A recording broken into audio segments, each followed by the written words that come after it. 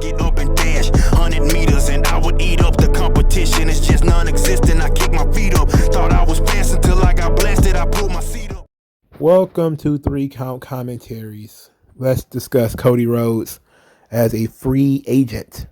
And so it I think it dropped Sunday night. Sunday will be the 16th. Or was it early Monday morning, the 17th? That Cody is operating without a contract, even as the TNT champion. He doesn't have a contract. Therefore, he could jump ship at any time. Look, I may be a fan, but I ain't a fool. Cody is not going anywhere. This whole thing is like when Brock Lesnar was a free agent. What was this, 2020?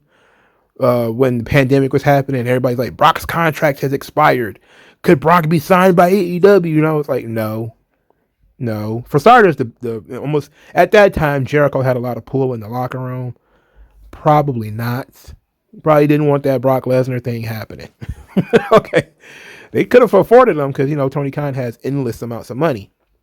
But they wouldn't have given him the treatment that he wanted. They certainly wouldn't have showcased him the way that he wanted to be showcased. So no, I don't see that. I didn't see that happening. Similar thing here. Can WWE afford Cody Rhodes? Absolutely. Whatever Tony Khan was paying him, WWE can pay that and more. But he's not going to have the political power that he has in AEW, which is no doubt what he loves about AEW. He also loves being a front man for AEW and being one of the voices of the company.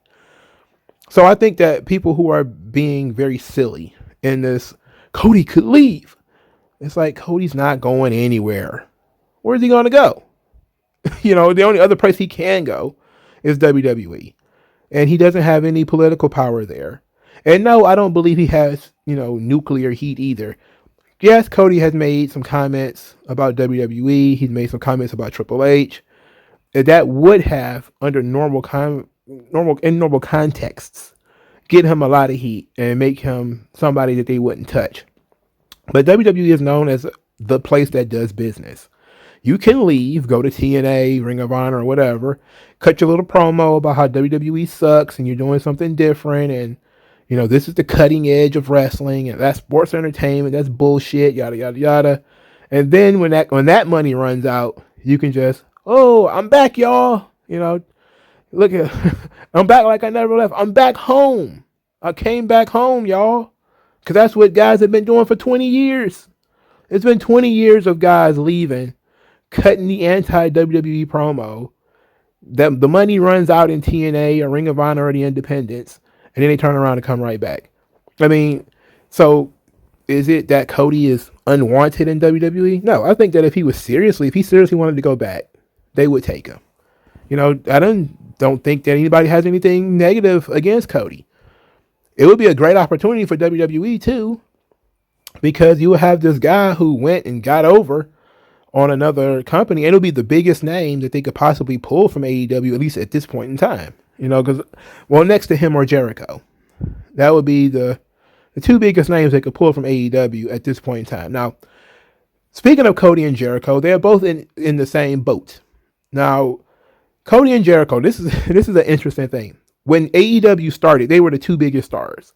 And almost unanimously, whenever a Dynamite had just occurred, people was talking about how great the Jericho segment was and how great the Cody segment was.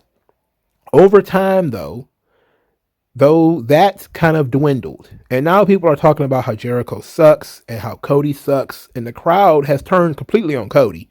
Not as much on Jericho, but they have turned so much on Cody that they can't stand him. And pushing him as a heel is still pushing him. Pushing him as a babyface is still pushing him. I don't think people want to see Cody that much. And I think the AEW fan base is kind of tired of Cody. And that became from Cody being the front man and talking out of both sides of his mouth. It's anti-WWE 1 minute, Triple H is my favorite wrestler the next. That kind of stuff, people are kind of tired of it. And also, when you see their segments and a lot of the things that they're now producing themselves, because they were in the WWE system for so long, you can see the influence there. They've been doing essentially Raw and SmackDown style segments, Cody and Jericho have, since the beginning.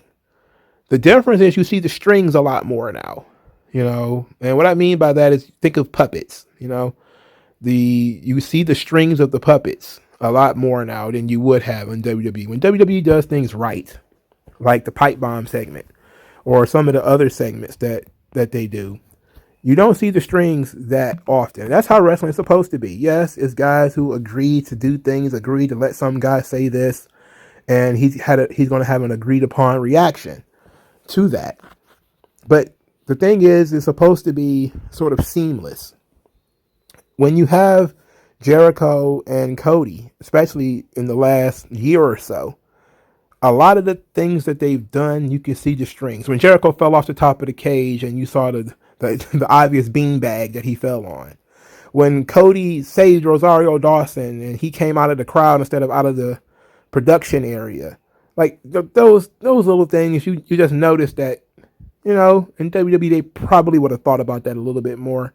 I'm not talking about when WWE does things right. I'm not talking about when they screw things up. They would have ironed that out a little bit. And I think that the megalomania of Cody and Jericho has kind of run out, especially since now that, Punk is there and Danielson is there and they have new toys to play with. That hardcore dedicated fan is fickle in heart and mind. And they want to see more of the new guys, less of the old guys. And it's only been 2 or 3 years. But we're already kind of burned out on Jericho. Already kind of burned out on Cody. Would it be smart for Cody to jump ship now? For him, yes. Cody is in his mid-30s, I think. I think me and Cody are around the same age. So he's not old enough to retire and sit behind a desk for forever. He's around the same age that Michael Hayes was, when Michael Hayes had like a serious injury when he retired.